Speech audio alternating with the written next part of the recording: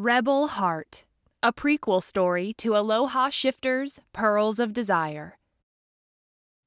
Cynthia opened her mouth under Cal's kiss, finally understanding where the term burning with desire came from.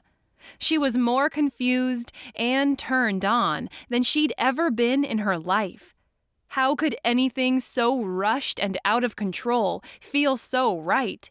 How could she possibly know Cal was the one? Destiny, a voice whispered in her ear. She'd been telling herself it was just infatuation, but now she wasn't so sure.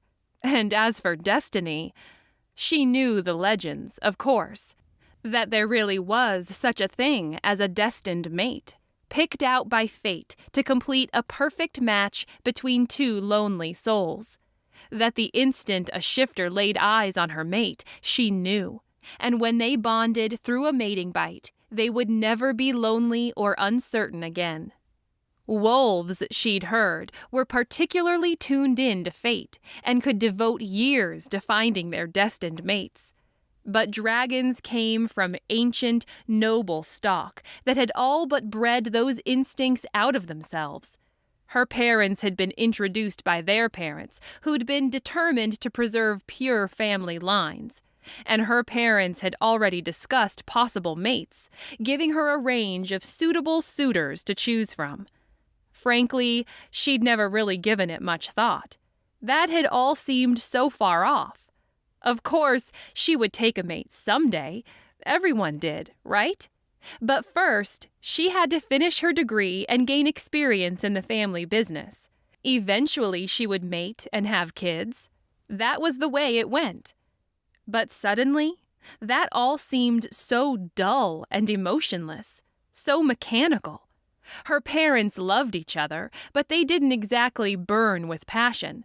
Of course, they were older, so maybe that was just the way it went. She frowned. Was that her destiny too? It's not, her dragon insisted as she gazed into Cal's amazing gray eyes. He is our destiny.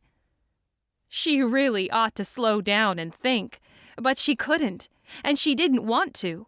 She was too busy turning to putty in Cal's hands. One touch, and he'd earned her trust. One kiss, and she'd been ready to turn over her whole body. She was already stripping out of her clothes and helping him out of his, like she'd done that a dozen times in the past. Cal, she mumbled, lying back on the bed. He came down over her, kissing her hard, driving all thought to the